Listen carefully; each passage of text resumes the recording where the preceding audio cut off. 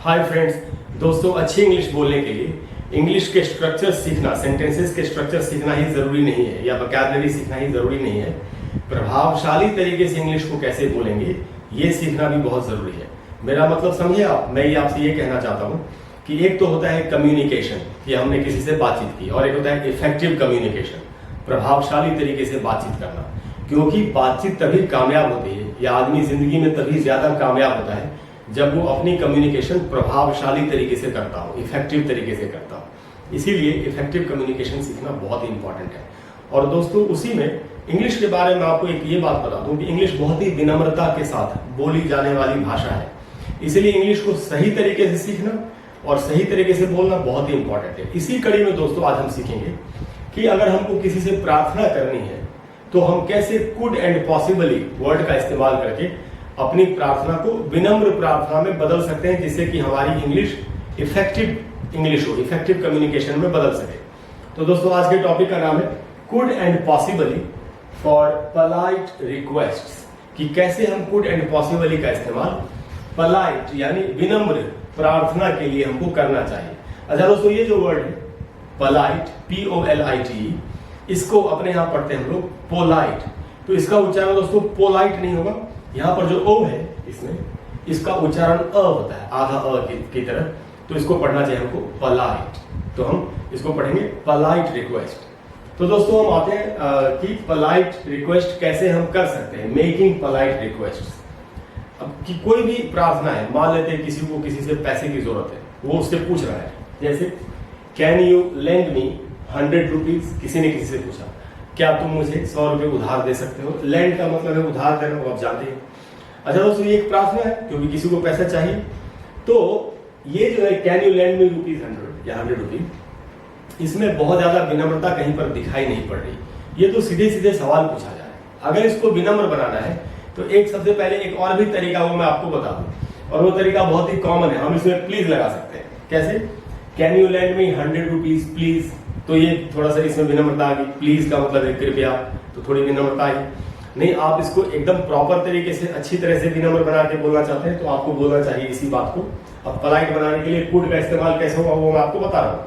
तो आप इसको कुड, कैन को कुड में बदल देंगे। Could you land me 100 rupees, could you land me 100 rupees.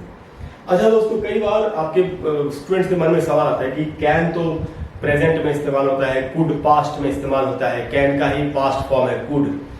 एकदम सही बात है, कैन का पास्ट फॉर्म होता है कुड। लेकिन जब हम प्रार्थना करते हैं, रिक्वेस्ट करते हैं किसी से, तब जब हम कुड का इस्तेमाल करते हैं तो इसको पास्ट नहीं प्रेजेंट फॉर्म का ही माना जाता है। मैं दोबारा से अपनी बात को बता रहा हूं आपको। जब भी आप प्रार्थना करने के लिए, विनम्र प्रार्थना करने के लिए, पोलाइट रिक्वेस्ट करने के लिए कुड का इस्तेमाल करेंगे, तब कुड को कैन का पास्ट फॉर्म नहीं मान के प्रेजेंट फॉर्म में ही माना जाता है। और ये विनम्रता को दिखाने के लिए, विनम्रता को प्रदर्शित करने के लिए कुड का इस्तेमाल होता है। तो कैन की जगह पर अगर हमने कुड लगा दिया, could you lend me 100 rupees, तो ये विनम्र हो गया। अब ये एक पोलाइट रिक्वेस्ट हो गया, विनम्र प्रार्थना हो गया। अगर आपको और भी ज्यादा विनम्रता से प्रार्थना करनी है तो आपको क्या करना चाहिए, आपको पॉसिबली वर्ड का इस्तेमाल करना चाहिए। पॉसिबली का मीनिंग क्या होता है? संभवतः, कि क्या ऐसा संभव है कि तुम मेरी मदद कर दो, तुम मुझे 100 रुपए उधार दे दो, क्या ऐसा संभव है। पॉसिबली को विनम्रता का सूचक इंग्लिश लैंग्वेज में मानते हैं। हो सकता है हिंदी में आपको संभवतः सुन के ऐसा लग नहीं रहा हो कि यार ये कौन सा पोलाइट है, लेकिन इंग्लिश में इसको पोलाइट मानते हैं। तो इंग्लिश तो अलग लैंग्वेज है, इंग्लिश को इंग्लिश के हिसाब से सीखना पड़ेगा या बोलना पड़ेगा। इसीलिए अगर हमने कुड में पॉसिबली भी हम ऐड करते तो ये और भी ज्यादा विनम्र प्रार्थना हो जाएगी। तो इसीलिए इसको अब कैसे ये सेंटेंस बनेगा, could you possibly land me 100 rupees. अब ये बहुत ज्यादा विनम्र हो गया। तो दोस्तों, can you land me 100 rupees, ये नॉर्मल है, इसमें थोड़ा नहीं तो प्लीज लगा सकते, can you land me 100 rupees please. नहीं तो अच्छी तरह से विनम्रता दिखाने के लिए कैन को कुड में, could you land me 100 rupees. नहीं तो और भी ज्यादा विनम्रता दिखानी हो, could you possibly land me 100 rupees. तो आप समझ गए दोस्तों। अब हम आते हैं दूसरे एग्जाम्पल पर। दूसरे एग्जाम्पल्स में भी वैसे ही बनेंगे सेंटेंस। जैसे यहाँ कोई पूछ रहा है, कुछ बच्चे हैं जो शायद घर में अपने पापा से पूछ रहे हैं, या स्टूडेंट्स हैं जो टीचर से पूछ रहे हैं, कैन वी गो आउट, क्या हम बाहर जा सकते हैं, उनको ब्रेक लेना है, घूमना फिरना है, कैन वी गो आउट। ये एक नॉर्मल क्वेश्चन है, विनम्रता दिखाने के लिए प्लीज जोड़ सकते हैं, can we go out please. नहीं तो प्रॉपर तरीके से कुड वी गो आउट, अब ये विनम्रता दिखाने जैसा हो गया। और भी ज्यादा विनम्रता दिखानी है, could we possibly go out, क्या ये संभव है कि हम बाहर जा सके। तो यहाँ पर आपने बहुत ज्यादा विनम्रता दिखाई। तीसरा एग्जाम्पल है दोस्तों, अब जैसे घर में कोई पार्टी हो रही है और कोई लड़का है, उसके अपने पापा से पूछा है अपने किसी फ्रेंड के लिए कि क्या वो भी आ सकता है पार्टी में, क्या मैं उसको भी बुला लूं। ऐसा होता है घरों में कई बार। तो उसने अपने फादर से या किसी भी से जो अथॉरिटी वाली पोजीशन में बैठे हैं उनसे पूछा, कैन ही कम टू।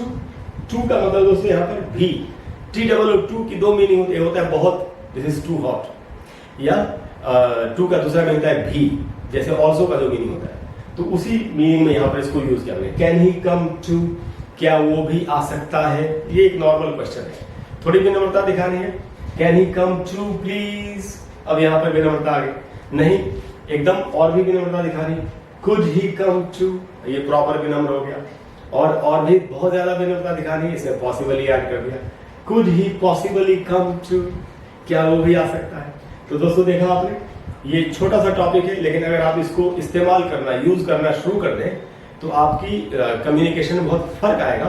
और आप ऐसा धीरे धीरे आपको महसूस होगा कि आपकी सफलता का जो ग्राफ है वो ऊपर बढ़ता जा रहा है। दोस्तों इफेक्टिव कम्युनिकेशन करना बहुत जरूरी है, जिससे कि हम लाइफ में आगे बढ़ सकें। तो दोस्तों मुझे उम्मीद है कि आज की इस क्लास की मदद से आपकी कम्युनिकेशन काफी अच्छी होगी, प्रभावशाली होगी और आपको काफी फायदा होगा।